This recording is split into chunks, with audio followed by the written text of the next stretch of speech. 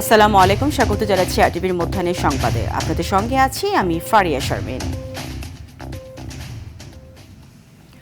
প্রার্থিতা ফিরে পেতে ত্রয়োদশ জাতীয় সংসদ নির্বাচনে মনোনয়নপত্র বাছাই রিটার্নিং কর্মকর্তার সিদ্ধান্তের বিরুদ্ধে করা ষষ্ঠ দিনের আপিল শুনানি চলছে। সকাল 10টায় আগারগাঁওয়ের নির্বাচন ভবনের অডিটোরিয়ামে শুরু হয়েছে আপিল শুনানি, চলবে বিকেল 5টা পর্যন্ত। প্রথম 4 দিন 70টি করে আবেদন নিষ্পত্তি হলেও পঞ্চম দিনে করা হয় 100টি। 5 দিনে মোট আবেদন নিষ্পত্তি হয়েছে 380টি। প্রার্থিতা ফিরে পেয়েছেন 277 জন, বাতিল হয়েছে 81টি আর স্থগিত রয়েছে 23টি। তফসিল অনুযায়ী রিটার্নিং কর্মকর্তার সিদ্ধান্তের বিরুদ্ধে গত 5 থেকে 9 জানুয়ারির মধ্যে আপিল গ্রহণ করা হয়। 5 দিনে এসিতে মোট 645টি আবেদন জমা পড়ে। 10 জানুয়ারি থেকে শুরু হয় শুনানি।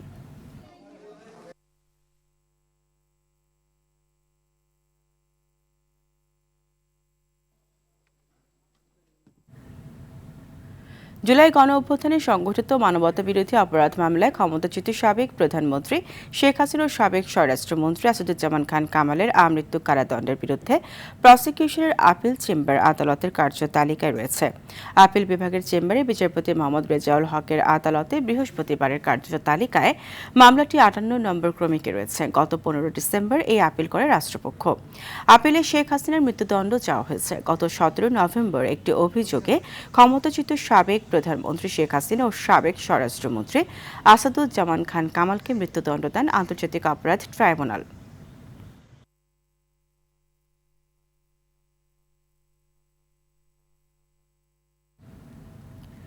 দাবি না মানলে আজও অব্যাহত থাকবে 7 কলেজের শিক্ষার্থীদের আন্দোলন।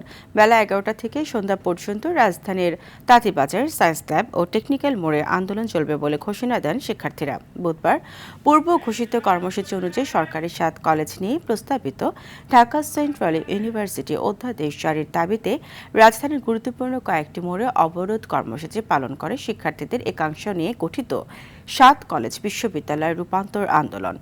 এই সময় রাজধানী জুড়ে ব্যাপক যানজটের সৃষ্টি হয়, এতে চরম ভোগান্তিতে পড়ে সাধারণ মানুষ।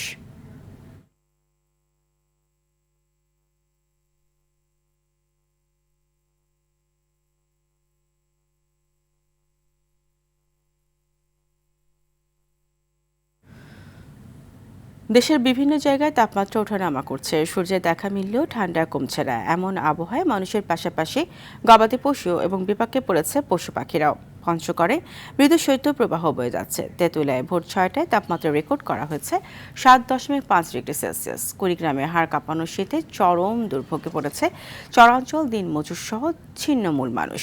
তাপমাত্রা রেকর্ড করা হয়েছে 9.8 ডিগ্রি সেলসিয়াস। পাবনার ঈশ্বরদী সহ আশপাশের এলাকায় 10.8 ডিগ্রি সেলসিয়াস। দিনাজপুর ও এর আশপাশের এলাকায় তাপমাত্রা 10 ডিগ্রি সেলসিয়াস রেকর্ড করেছে জেলা আবহাওয়া অফিস।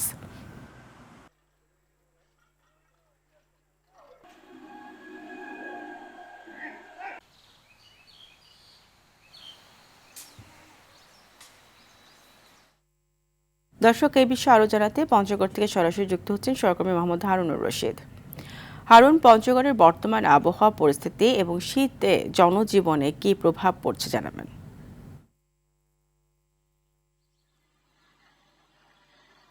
ফারিয়া, প্রথমেই আপনাকে জানিয়ে রাখি, আজকে কিন্তু এখানে সকাল 9টার পর থেকে তাপমাত্রা অনুযায়ী কিন্তু এখানে মাঝারি শৈত্যপ্রবাহ বয়ে যাচ্ছে। তবে এখানে স্বস্তির খবর হচ্ছে যে সকাল থেকে কিন্তু আমরা সূর্যের দেখা পেয়েছি, সূর্যের আলো ছড়িয়েছে, সেই সাথে ঝলমলে রোদ কিন্তু এখন আছে। এই কারণেই কিন্তু মানুষের মধ্যে একটা স্বস্তি আছে।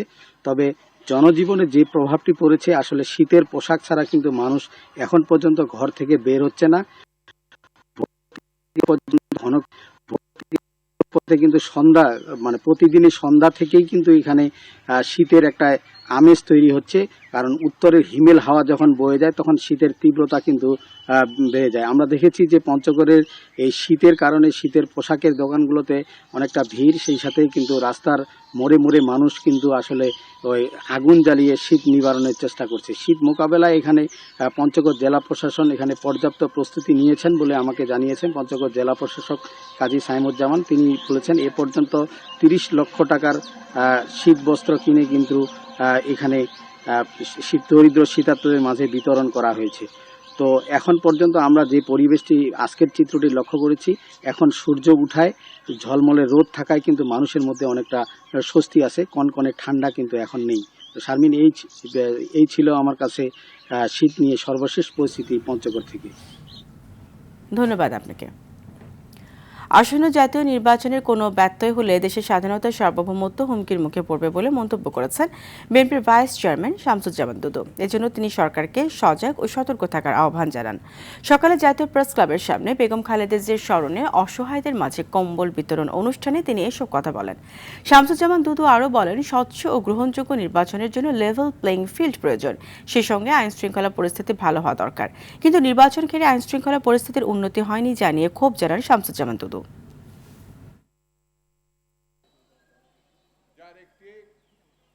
এই নির্বাচনে যদি কোনো রকম ব্যত্যয় ঘটে তাহলে দেশের গণতন্ত্র প্রতিষ্ঠার যে স্বপ্ন সেটা বিঘ্নিত হবে, দেশের স্বাধীনতা সার্বভৌমত্ব বিঘ্নিত হবে। যেমন পার্শ্ববর্তী একটা দেশ বসেই আছে যেন আমরা ভালো একটি নির্বাচন করে গণতন্ত্রের উত্তরণ ঘটাতে না পারি। চাঁপাইনবাবগঞ্জ সীমান্তে মানব পাচারের অভিযোগে এক মানব পাচারকারী সহ 4 জনকে আটক করেছে বর্ডার গার্ড বাংলাদেশ বিজিবি।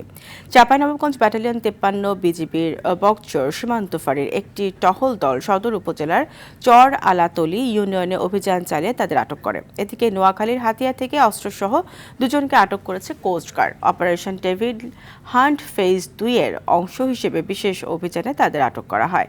নারায়ণগঞ্জের মৃধাকান্দি বাস স্ট্যান্ড এলাকায় সিএনজি ছিনতাই করার সময় রবিন ও ফারুক নামে 2 ছিনতাইকারীকে আটক করে পুলিশের সোপর্দ করেছে স্থানীয়রা।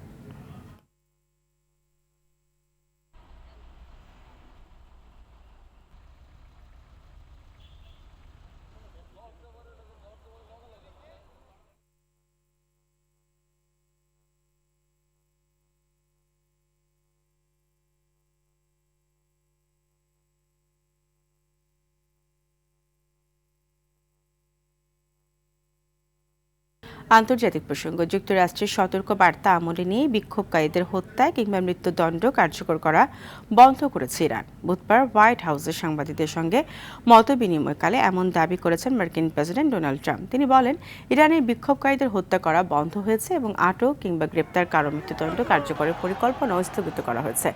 এদিকে ইরানের সরকার বিরোধী আন্দোলনে যোগ দিয়ে গ্রেপ্তার ও ফাঁসির সাজাপ্রাপ্ত তরুণ এরফান সুলতানের মৃত্যুদণ্ড স্থগিত করেছে দেশটির সরকার। তার পরিবারের সদস্য এবং নরওয়ে ভিত্তিক মানবাধিকার সংস্থা হেনগাওয়ের বরাদ্দে এক প্রতিবেদনে তথ্য জানিয়েছে সিএনএন। আরেকদিকে যুক্তরাষ্ট্রের সঙ্গে সামরিক সংঘাতের আশঙ্কায় নিজেদের আকাশসীমা সাময়িক বন্ধ করে ইমরান।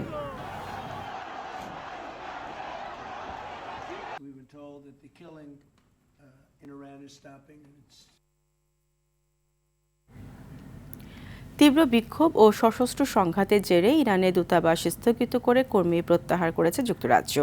একই সঙ্গে ব্রিটিশ নাগরিকদের দেশটিতে ভ্রমণে নিষেধাজ্ঞা দেওয়া হয়েছে।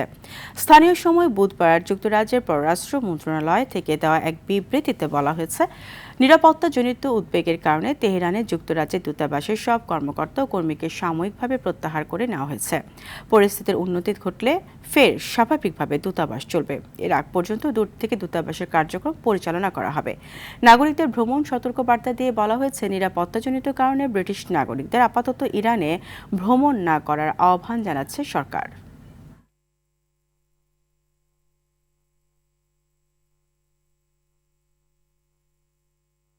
যুক্তরাষ্ট্র ও ইরানের উত্তেজনার মাঝে সতর্কতামূলক ব্যবস্থা হিসেবে কাতারের আল উদেইদ সেনা ঘাঁটি থেকে সেনা সদস্যদের সরিয়ে নিচ্ছে যুক্তরাষ্ট্র ও যুক্তরাজ্য।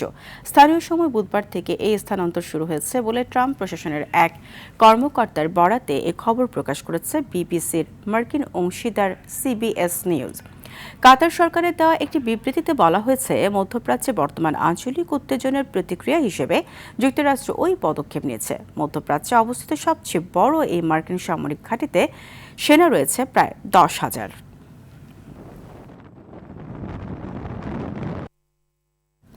এদিকে ইরানের সঙ্গে বাণিজ্যিক সম্পর্ক বহাল রাখার ঘোষণা দিয়েছে রাশিয়া।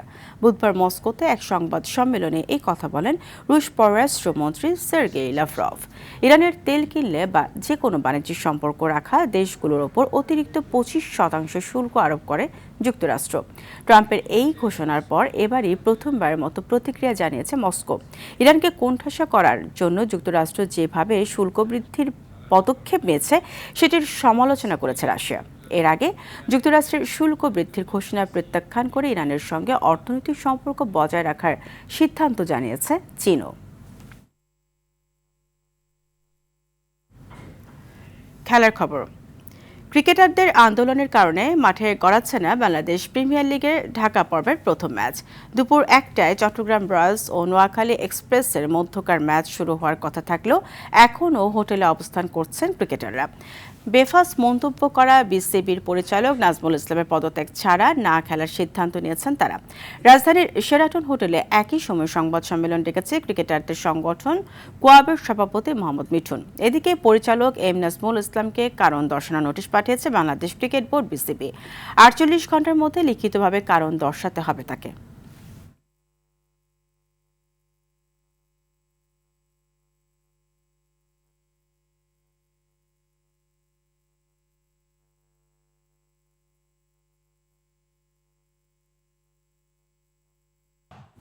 মধ্যাহ্নের সংবাদ এ পর্যন্ত। দুপুরের সংবাদ 2:45 দেখার আমন্ত্রণ রইল। ধন্যবাদ সবাইকে।